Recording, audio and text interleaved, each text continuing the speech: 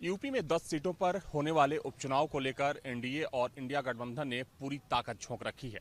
लेकिन सीट बंटवारे को लेकर इंडिया गठबंधन में आम सहमति बनती नहीं दिख रही है। सबसे ज्यादा जो पेंच नजर आ रही है वो अयोध्या की मिल्कीपुर विधानसभा सीट को लेकर आ रही है, क्योंकि हाल ही में कांग्रेस की तरफ से ये दावा किया गया है कि वहां के जो स्थानीय कांग्रेसी विधायक हैं वो चाहते हैं कि मिल्कीपुर सीट पर कांग्रेस का कोई प्रत्याशी अगले उपचुनाव में चुनावी मैदान में उतारा जाए, जिसके बाद कह सकते हैं कि जो सियासत है इस सीट को लेकर वो तेज होती दिख रही है। हालांकि अगर हम मिल्कीपुर सीट की बात करें तो अभी तक वो सीट समाजवादी पार्टी के खाते में थी, क्योंकि 2022 के विधानसभा चुनाव में वहां से समाजवादी पार्टी के उम्मीदवार अवधेश प्रसाद चुनाव जीते थे। हालांकि लोकसभा चुनाव जीतने के बाद वो सीट खाली हो गई है, लेकिन इस बात के कयास लगाए जा रहे हैं और इसकी प्रबल संभावना भी है कि अखिलेश यादव वो सीट अवधेश प्रसाद के बेटे को देना चाहते हैं, जो कि समाजवादी पार्टी के उम्मीदवार होंगे।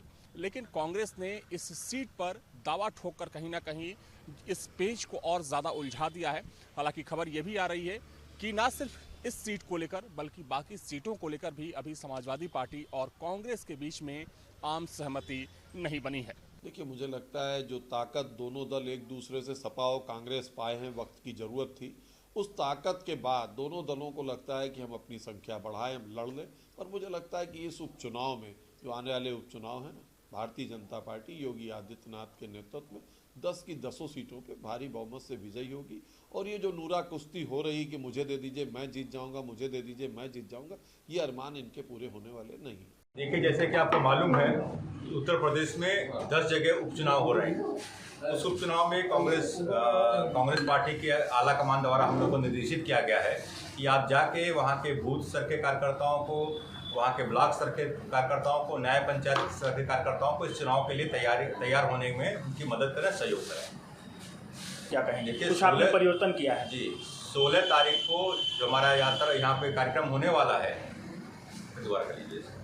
16 तारीख को आपके मिल्कीपुर विधानसभा में संविधान बचाओ संकल्प सम्मेलन होने जा रहा है, जिसमें माननीय राहुल गांधी जी के निर्देशानुसार, माननीय मल्लिकार्जुन खड़गे जी के आदेशानुसार हम लोग हर 10 जहाँ विधानसभा हो रही उत्तर प्रदेश में, वहाँ पे जाके वहाँ की जनता को बताने का काम कर रहे हैं कि बीजेपी की सरकार जो उत्तर प्रदेश में चल रही है वो संविधान के विरुद्ध काम कर रही है।